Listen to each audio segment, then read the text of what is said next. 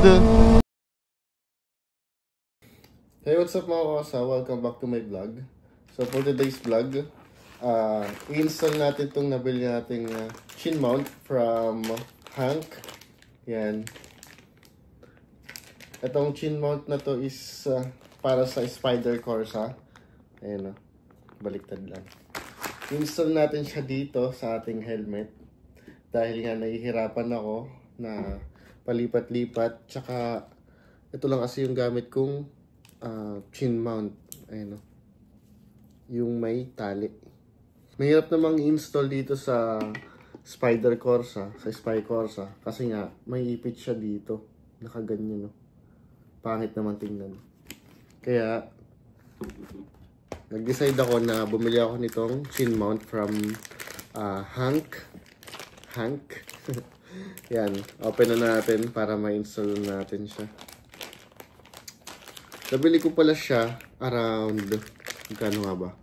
500 pesos.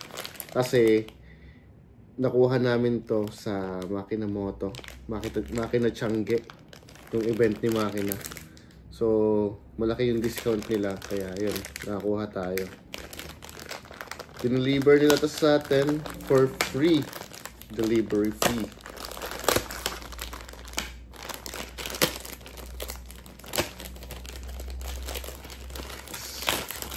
Meron ditong manual na installation.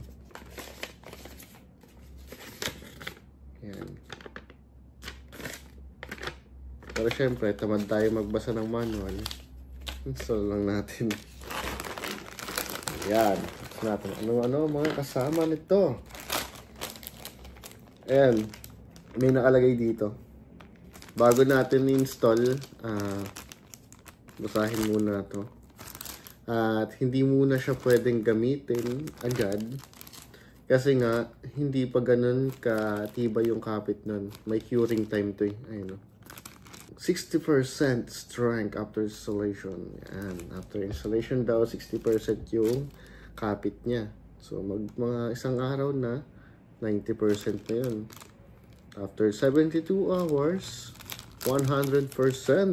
Let's go! So, yan. Ito yung kanyang adhesive. Yung 3M na pandikit. Try nga natin. Kung tatama. Parang sinukat. Oh. Okay, install na natin. Tapos may kasama rin siyang wipes. Para lang sa cellphone no? Pagka mag-install ka ng tempered glass, meron kasamang wipes na dry tsaka wet. Tsaka syempre may sticker din sila. Ayun no? Free sticker. 3. Ayan mga kasa, tapos ko nang install yung chin mount dito sa aking helmet. Ayan no? Yung naka-install ngayon dito is yung L-arm. Ayan. Tapos ito naman yung straight arm. Ayan. Bukas matatry natin to kasi may lakad tayo. Alright, ayan na. See you tomorrow. Peace out. Hey, what's up mga kasa? Welcome back to my vlog. So for today's vlog, may pupuntahan lang tayo sa FEU. Namiss kong magsundo sa FEU. Sunduin ko lang yung pinsan ko doon kasi meron kaming pupuntahan na barangay. Kasi nanakawan ng cellphone yung pinsan ko sa bus. Tapos nalocate namin yung phone niya, yung iPhone niya sa likod lang din ng Raymond. Bus ng Raymond yung sinakyan ng pinsan ko papunta ng Real Quezon. Tapos ayun, nakita lang din sa Find Me, diba? May mga ganun yung iPhone. Nakita namin na nandun lang din sa barangay, sa likod ng bus terminal ng Raymond. And para matry din natin tong bilhin natin chin mount from Hank, kung talagang matibay. 3M lang yung pandikit niya. Tapos meron naman siyang support na tali. In case lang na malaglag yung chin mount kasama yung GoPro, merong sasalo sa ating GoPro. Safe na din. Pero syempre kailangan pa rin nating i-monitor.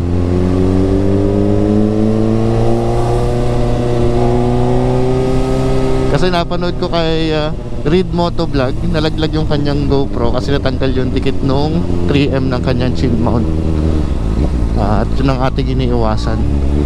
Tapos yung sa kanya walang support na tali. Buti hindi nasira yung kanyang GoPro. May naririnig akong something dito sa makina ko pagka gearing, pag humaharurot ako or nagre-rev ako. Rinig nyo ba? Parang may naggagasgasan na ewan.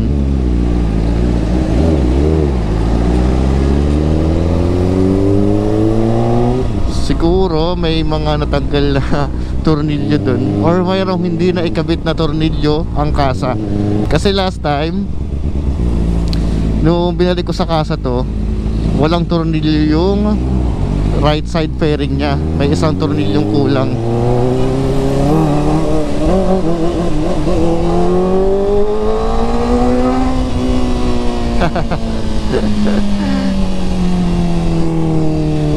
Ayan, mayroong isang tornilyong kulang dito sa right side fairing ko. Tapos nung binabalik na nila yung mga binaklas dito sa aking motor, biglang nakompleto. Nagkaroon ng tornilyo to. So ibig sabihin, meron silang hindi na ikabit dito sa loob na tornilyo. Yun yung aking naiisip, ha? Kaya may tumutunog na something dito.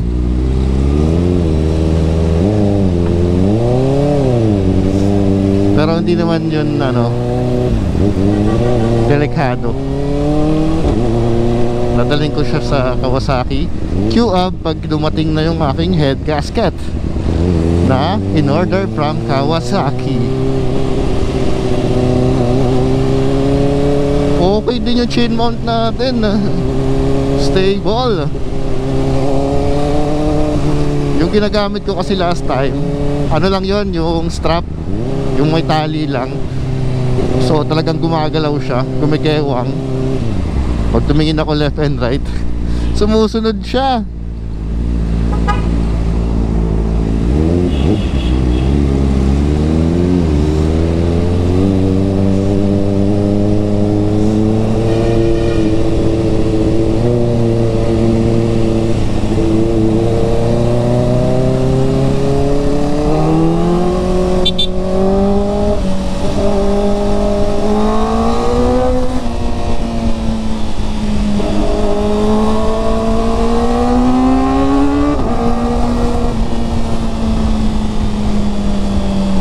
Dito tayo sa ilalim.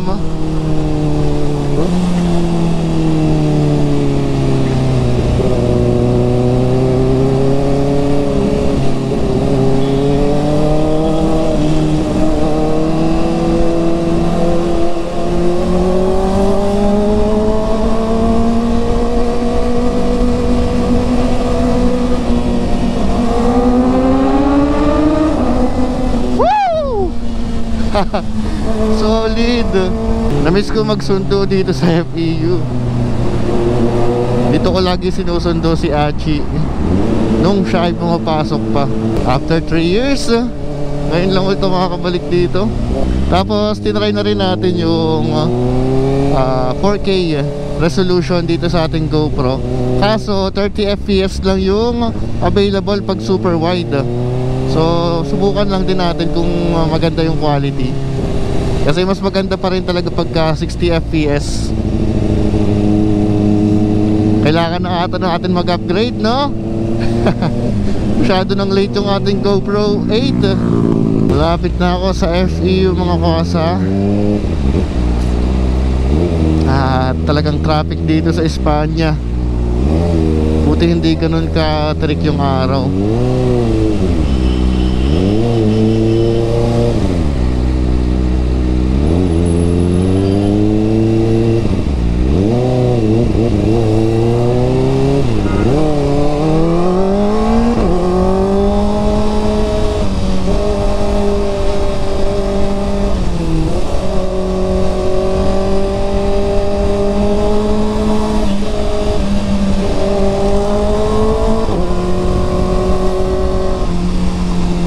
Napaka solid ng tunog.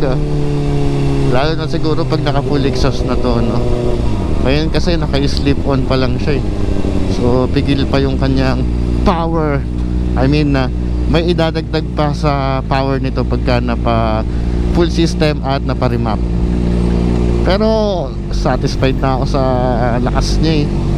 Parang di na kailangan ay, namiss ko nang gamitin yung aking ADB 160. Hindi ko pa ulit siya nagagamit. So ang odo na ng aking ZX4R ay 1,263 at 1 month and 8 days na siya.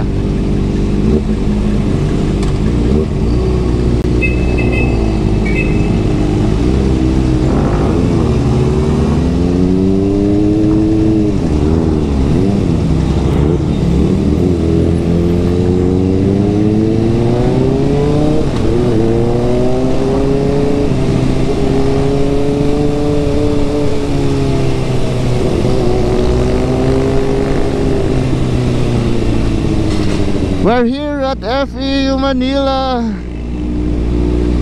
Namiss kong bumalik dito. Pakita ko sa inyo yung aking mga tinatambayan dito. May tinatambayan ako dito habang naghihintay ako sa Jollibee, Bineski, basta yung mga computer shop dyan. Kaya ang daming computer shop dyan noong 2018, 2019 pati 2017. Ang dami computer shop dyan. Nawala lang yan nung nag-pandemic. Tumahimik ang FEU. Biglang nawala ang lahat. Okay. Mukhang may sunog pa.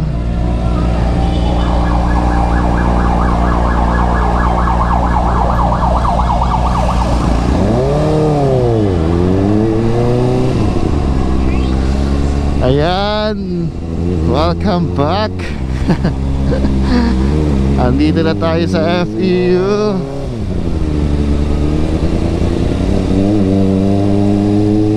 FEU, alam mo dito ako nag-aral eh, no? Taga-Sundo lang po ako.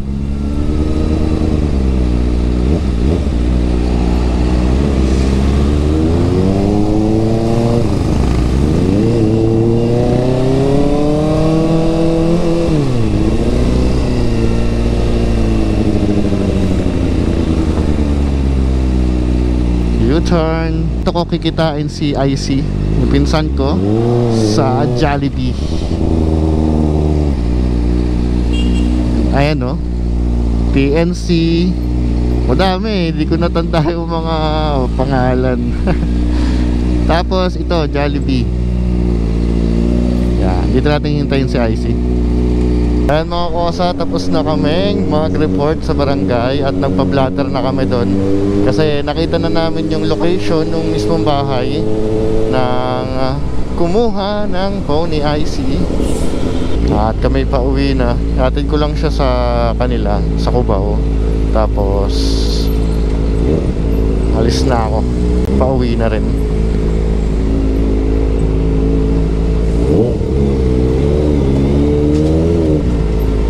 Alright.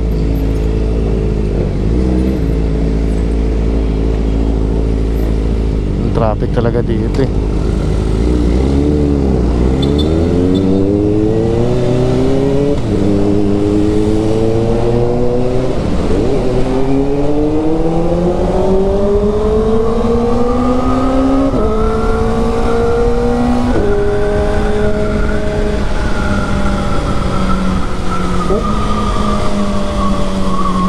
Ngayon lang ulit ako nakadaan dito sa daang to.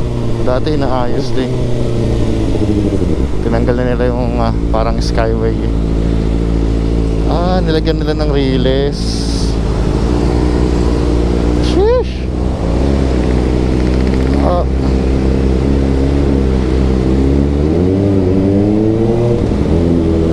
Maalikabok.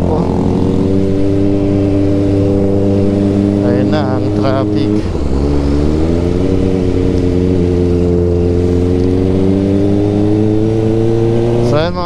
dito ko na rin tatapusin ang aking vlog.